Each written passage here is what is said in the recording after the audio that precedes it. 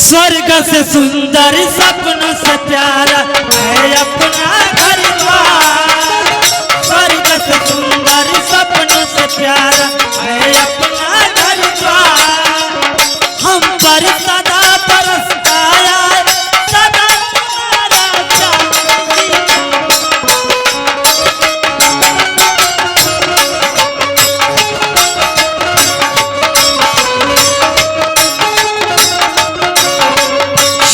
से सुंदर सपनों से प्यारा है अपना ससुराल। स्वर्ग से सुंदर सपनों से प्यारा है अपना ससुराल। तीन गो सरवा ये गो ससुर सदा रही अब प्यार उसी का प्यार।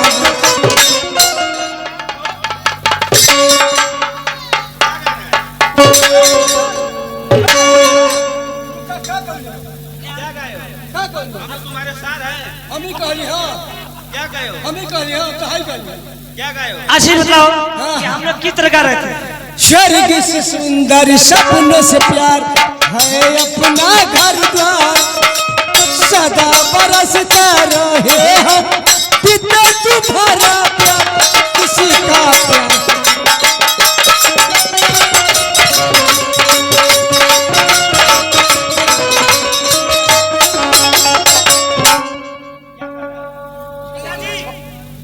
पिताजी जा रहे हैं तो समझा दो इसको। दरबारी इधर आओ। किधर जा रहे हो?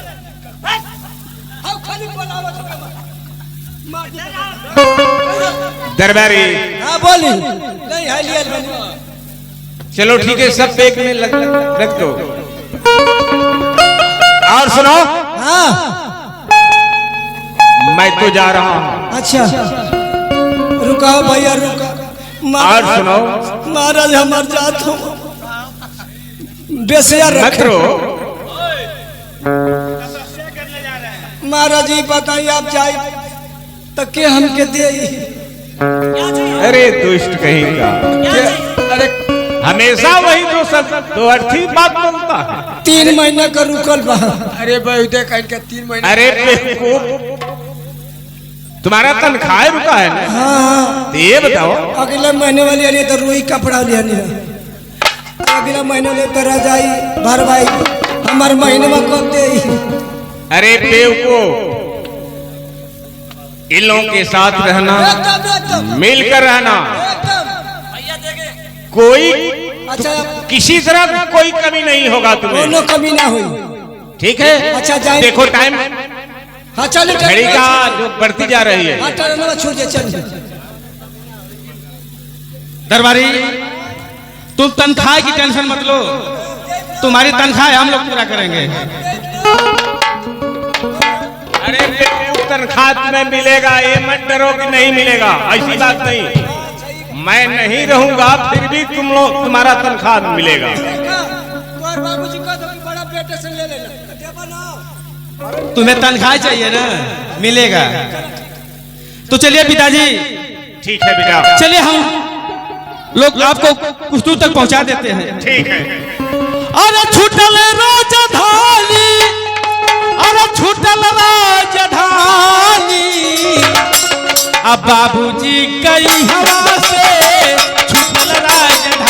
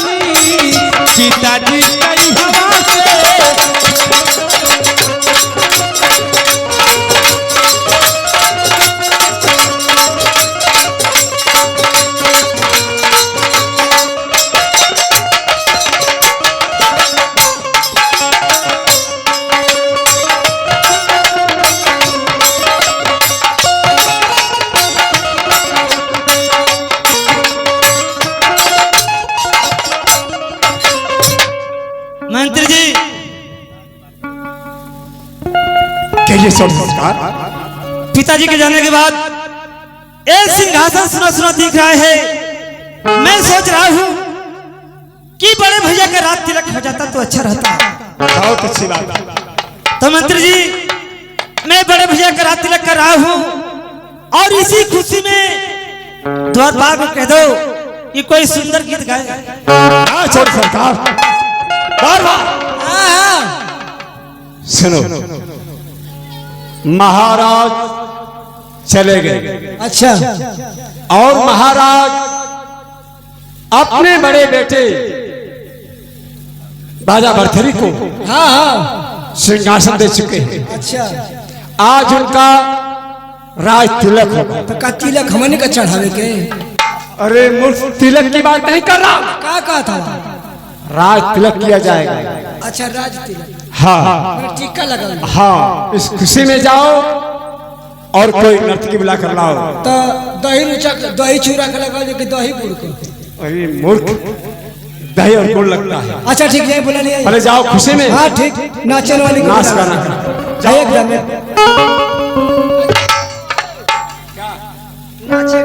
नाचेगा वाली को बोला नहीं। हाँ उन्हें बुलाओ। अच्छा ठीक ठीक, जाते।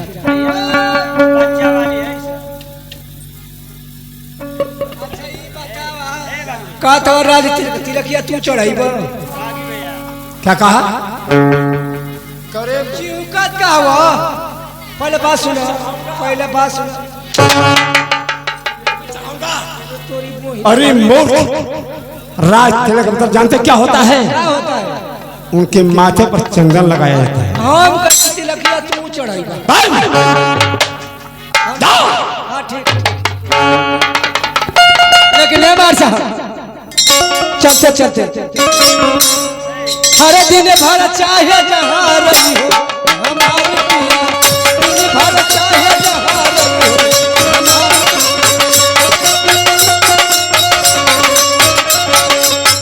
दिन भर चाहे जहाँ रही हो हमारी पिया, दिन भर चाहे जहाँ रही हो हमारी पिया, सबके घर चली है।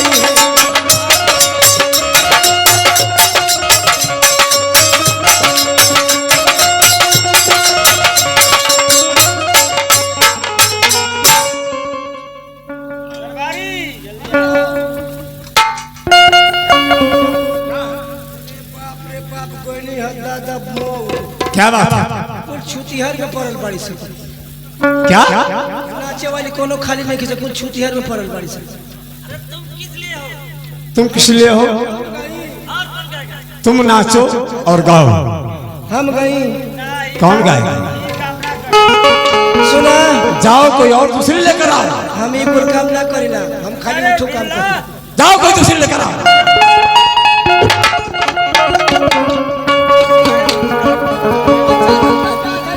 जाते लेकिन ए मार साहब छोड़ा दूसरे से, लेकिन मार साहब कैसा बा? हरे राम भैया बनवा हो जइए, अरे राम भैया बनवा जइए, अरे निकली परनावा ये बबुआ के माई, अरे कहे बगलू ये सन पर दनवा ए बबुआ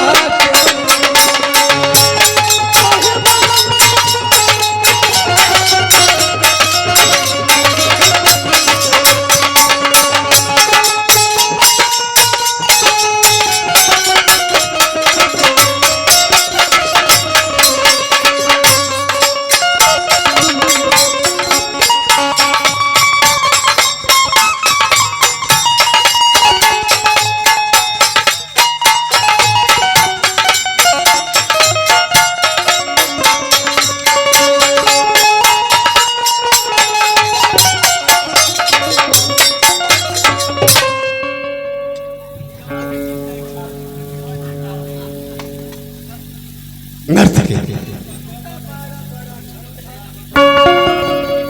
देखिए ये मेरे महाराज भरथरी का तलवार ये है। आपको नृत्य कला दिखाना है, कोई ऐसा अपने मुखार में कोई ऐसा गीत सुनाइए ताकि हम लोग का दिल सुनकर दिल खुश हो और आपको इनाम भी मिला। देखिए नाचने वाली ऐसी गीत पेश करिए कि हमारे भरथरी महाराज का लिखिए गोबर हो जाए। ठीक है भैया, क्योंकि मैं तो हाजिर रहती हूँ। वाह वाह वाह। अच्छा ये बताओ तुम बड़ी बड़ा बोलती हो जी।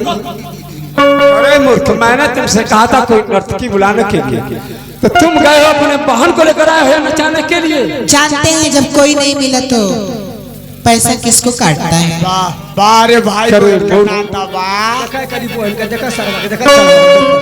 भैया पकड़ के धरे अकबारी, चूमे लहटवा गुलाबी, कैसे कहूँ हम अपन दुख सैया सैया मिलल बा जुआरी शराब जैसे कहे कब वैसे कहा। जानत हो भैया, भैया इनके मत कहो। जन फजल रलौना पसंद रहना मुखरिया दुनौर को हर सुतल संगवा खटिया पे, सुतल संगवा खटिया पे, हर सजना सजाई रे सैया जी राजा जी, सैया जी दिलवा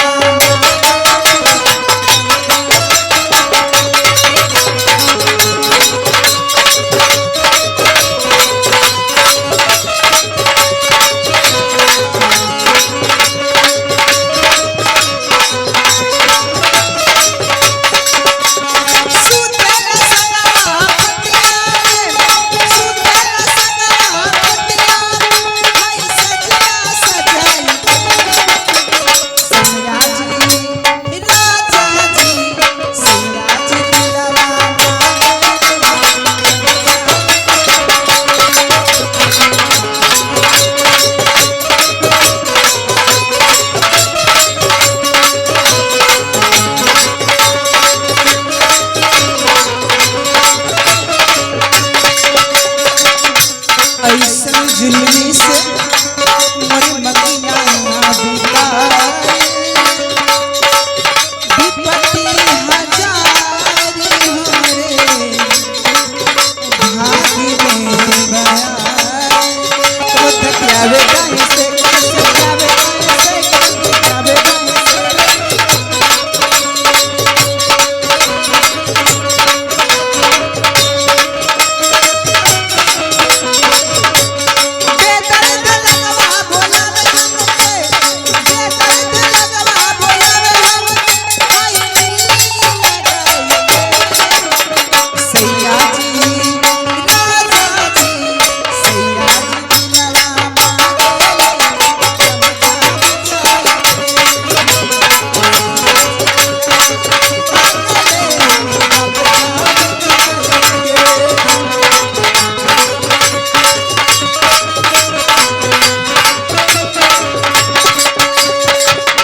मनवा करे नहीं ससुरा में जईती,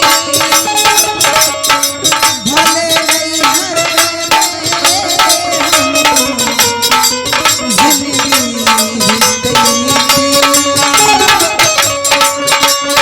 बेदर्द लगवा बोलावे हमके, बेदर्द लगवा बोलावे हमके, हाय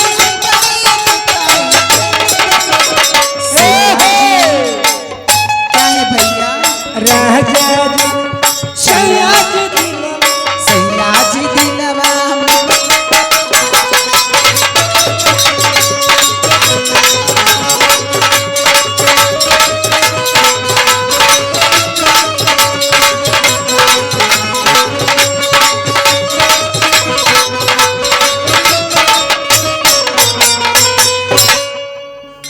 मंत्री जी इनके कुछ छोड़ा छोड़ी दे एक काम करो, ले जाओ इसे कोई चिन्हा दे दे। चीना चीना में का दे दे।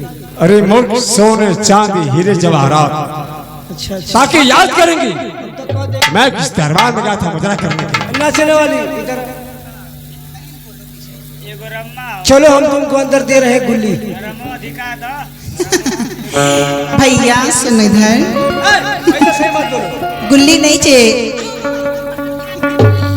मेरी बात तो पूरी हो जाने दो। हाँ जनखे जनाने बिलायती कर खाने, अच्छा गुल्ली नहीं चाहिए मुझे, ऐसा छुल्ली दो कि मैं एकदम लिमिट में रहूं।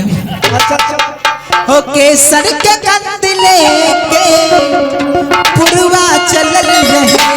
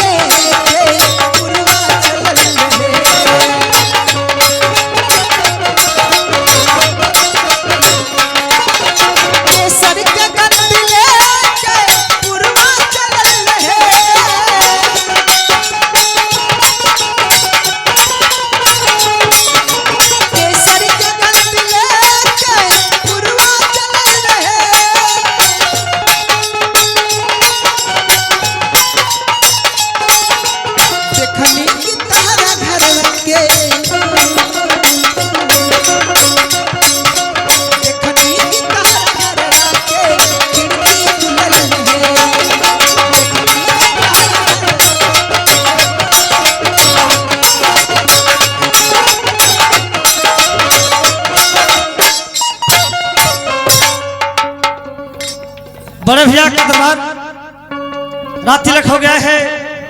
बड़े भैया हाँ विक्रमा दे, बड़े भैया एक पिताजी का दिया हुआ इंसाफ की तलवार है। आज तक इस तलवार से पिताजी इंसाफ करते आए हैं। आप मुझसे वादा करो बड़े भैया कि जिस तरह पिताजी इंसाफ करते आए हैं उसी तरह इंसाफ आप भी करेंगे।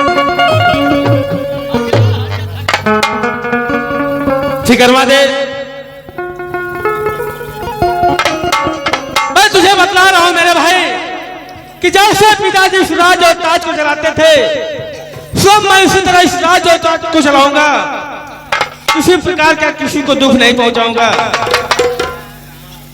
ठीक है बड़े भैया, आपसे यही उम्मीद थी, मैं चल रहा हूं। बड़े भैया के चरणों में, बड़े भैया के चरणों में विक्रमादित्य का आशीर्वाद हो मेरे भाई। महाराज के चरणों में मैं जरा प्रजा में देखने खेलने के लिए मैं आपके चरणों में सनमन आशीर्वाद हो।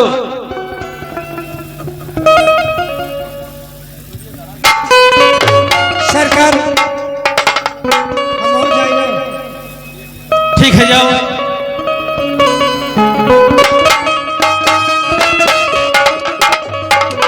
सभी लोग छोड़ के चले गए। इधर पिताजी ही राज और ताज छोड़ कर चले गए। इस राज और ताज में मेरा मन नहीं लग रहा है। मैं भी चल रहा हूं।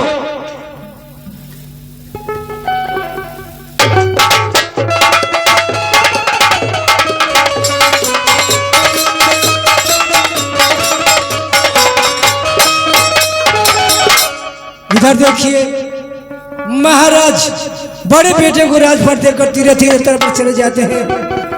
उसके बाद क्या होता है फैसला आपके सामने पेश है। एमआर साहब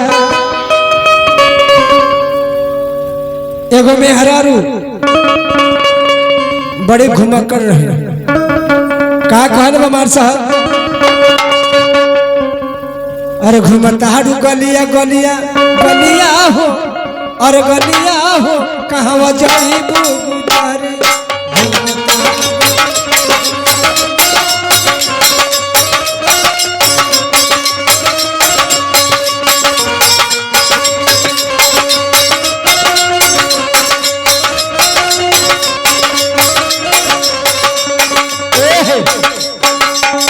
देखिए बड़ा बेटा भरतरी का सीन लगता है। उसके बाद क्या होता है? तापबुनी हर पीर पियत जाती रहनी डोली में और आग लगवली चोली में।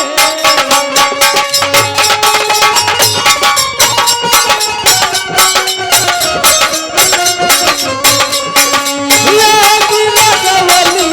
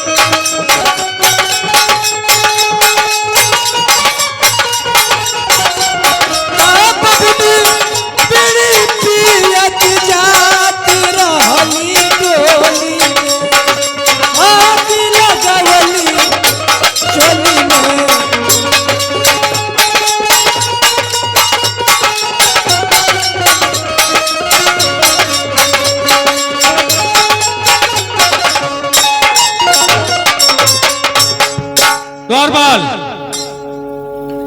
जी महाराज। जाओ राजमंत्री को बुला लो। ठीक, अभी बुला के ला रहा हूँ। ए मंत्री जी,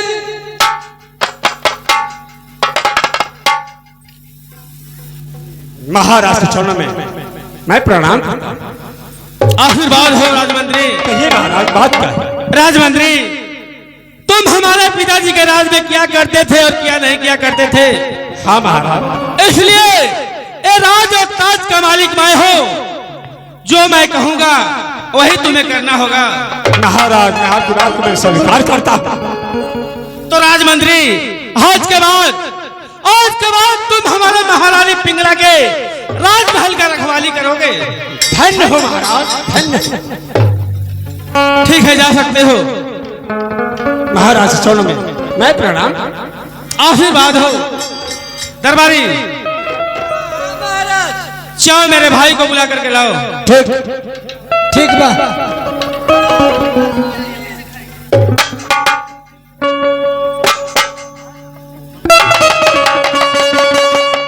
कहिए बड़े भैया, आप हमें बुलाए हैं? हाँ विक्रमादित्य, मैं इसलिए बुलाया हो कि राज और ताज को पाने के लिए खुशी में आज मैं कुछ तुझे देना चाहता हूँ। क्या भैया, क्या आप देना चाहते हैं? अपने बड़े भाई से मांग सकते हो। क्या मांगना चाहते हो मेरे भाई, मांग लो। क्या बड़े भैया, हम जो भी कुछ मांगेंगे मुझे मिल जाएगा? जरूर मिलेगा, मांग करके देखो। सोच लो बड़े भैया, क्या विक्रमा आपसे कुछ भी मांग सकता है? अरे विक्रमादित्य, अगर तुम आसमान से तारे मांगोगे तो वो भी लाने की कोशिश करूंगा। मांग करके देखो। ठीक है बड़े भैया, क्या चाहिए मैं मांग लेता हूँ। अरे सुन बात, सुनी बात ये भैया, हमारी बात चलिया हो, हमारी बात चलिया हो। अरे सुन ले बा जहाँ आनंद हो रहा।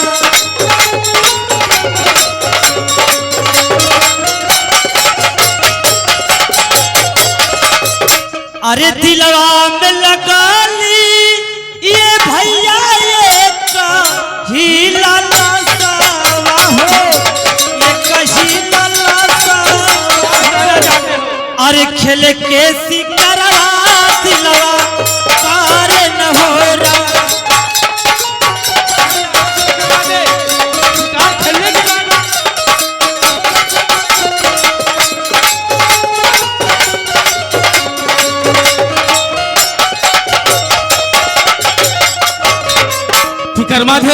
हाँ बड़े भैया, ये क्या मांग रहे हो? शिकार खेलने की बात कर रहे हो? हाँ बड़े भैया, अगर खुशी में कुछ देना चाहते हैं तो सिर्फ जंगल जाने के लिए इजाजत दीजिए बड़े भैया। मेरी बात सुनो। अरे जंगल में बात ये हिरना बाघ यौरी चीता वायल, ये कैसी बातें कर रहे हो भैया? अरे लिहे परनवा के निसार।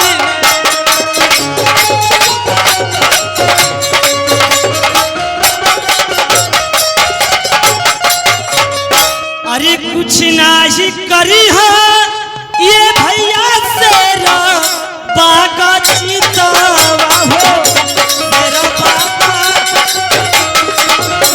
अरे जब ले रही है तोहरे या सिर बागा।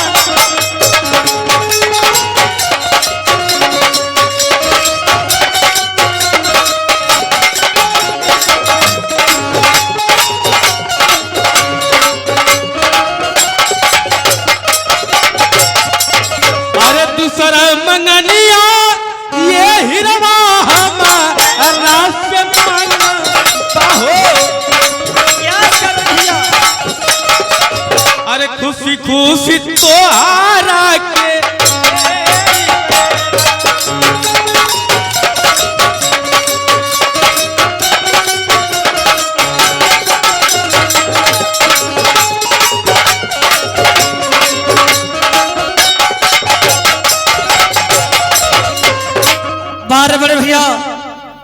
अभी तो बहुत बड़ी बड़ी बातें कर रहे थे।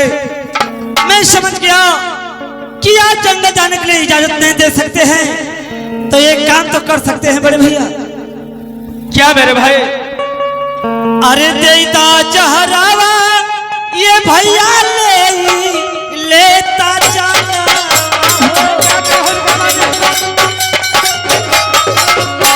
अरे खुश रही तोहरे परिवार हो।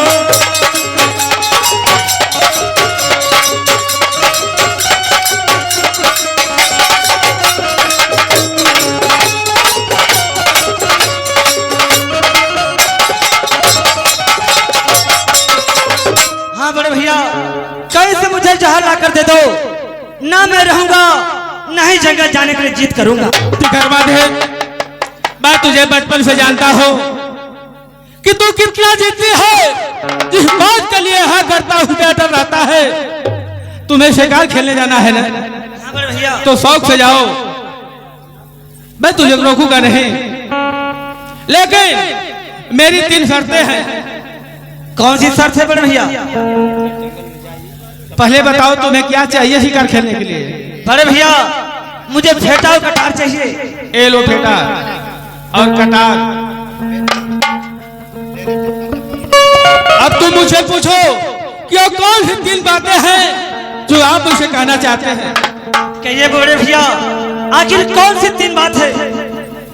पहली शर्त यह है विक्रमादित्य कि तुम शौक से जाना शिकार खेलने के लिए, लेकिन सूर्य ढलने से पहले तुम राजमहल में चले आना। और दूसरी बात बड़े भैया? दूसरी बात यह है विक्रमादित्य कि अगर कोई पराई लड़की या कोई औरत अगर तेरे रास्ते से आ रही है तो तुम अपना रास्ता बदल देना। बड़े भैया, तीसरी बात कौन सी है? और तीसरी बात है विक्रमादित्य कि अगर किसी प्रकार की शिकायत मेरे पास आ